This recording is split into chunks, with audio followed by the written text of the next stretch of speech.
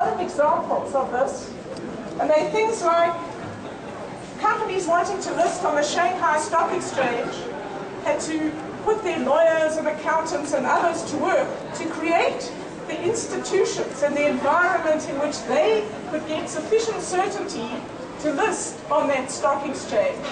And not because they intended to, but because they needed it for their own purposes, they helped to contribute to independent institutions outside the state and what you might call the thickening of civil society. But my favorite example of an unintended consequence of business comes again from India.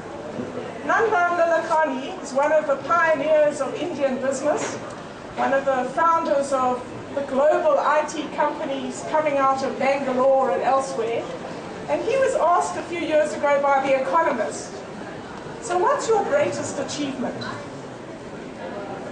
And what he said was, the fact that I and my colleagues have created a global company worth billions and billions of dollars, that's not my greatest achievement.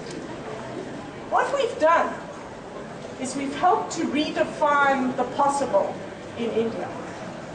And if you think about that, 30 years ago one would talk about India as a country of poverty, can they feed themselves, all sorts of negative things.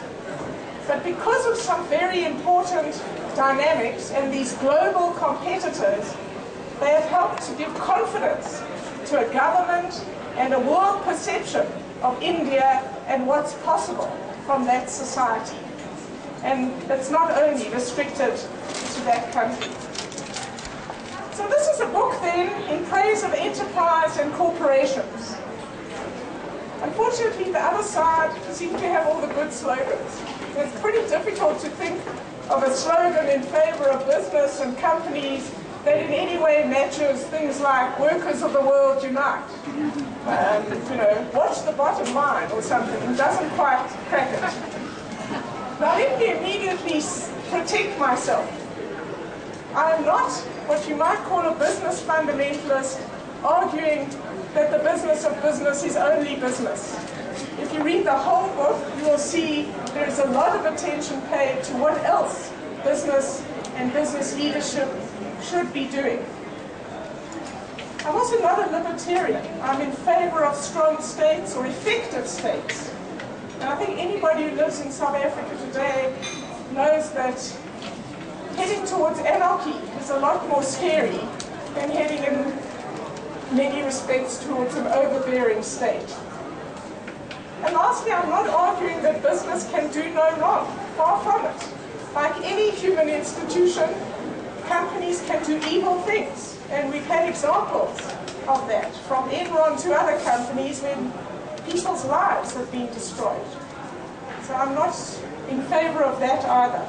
There are many issues worthy of discussion by business organizations and business leaders and companies about how they behave and other issues.